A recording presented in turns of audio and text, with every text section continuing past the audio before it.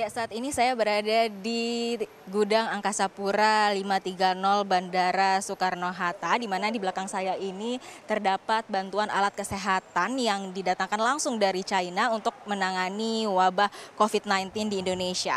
Bantuan ini tiba di Indonesia pada dini hari tadi menggunakan pesawat Garuda Indonesia tipe Boeing 777 yang bertolak dari Bandara Pudong, Shanghai pada 26 Maret 2020. Waktu petang. Bantuan ini merupakan koordinasi dari Kementerian Koordinator Bidang Kemaritiman dan Investasi serta kementerian dan lembaga pemerintah Indonesia lainnya dalam mengoordinir bantuan dari berbagai negara berupa alat kesehatan untuk menangani dan mengendalikan wabah COVID-19 di Indonesia. Tadi disampaikan oleh Sekretaris Kemenko Maritim dan Investasi Agung Kuswandono ini mengatakan bahwa total bantuan ini sekitar 40 ton yang bernilai lebih dari 2 juta dolar Amerika Serikat.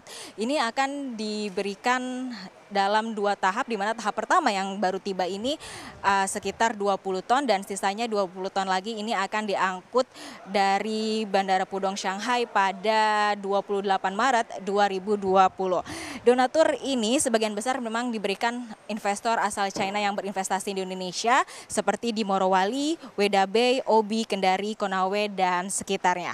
Adapun pasokan medis ini terdiri dari swab kit, kemudian tes kit COVID-19, kemudian masker N95, masker bedah hingga alat pelindung diri seperti baju, kacamata, sarung tangan, dan sebagainya. Mengingat saat ini Indonesia sedang mengalami darurat akibat wabah COVID-19 dengan terus bertambahnya jumlah kasus positif di Indonesia dan juga menyebabkan sejumlah rumah sakit di beberapa wilayah Indonesia ini mengalami kekurangan atau kehabisan alat kesehatan. Nantinya seluruh bantuan ini akan didistribusikan ke BNPB, kemudian rumah sakit dan juga fakultas kedokteran. Selain alat kesehatan, pemberian bantuan juga ini terdiri dari alat lab untuk memeriksa COVID-19 kepada 6 fakultas kedokteran di Indonesia, yaitu berupa alat PCR dan RNA extraction machine atau alat lab yang dapat memeriksa swab test dilakukan untuk mendeteksi COVID-19.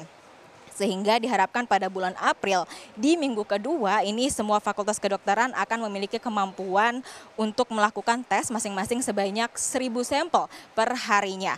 Sebelumnya hal ini dilakukan juga akan untuk mencegah lebih banyak lagi penularan atau penyebaran virus corona di Indonesia, sehingga dengan semakin banyaknya sampel yang dilakukan ini akan menahan laju kasus COVID-19 di Indonesia.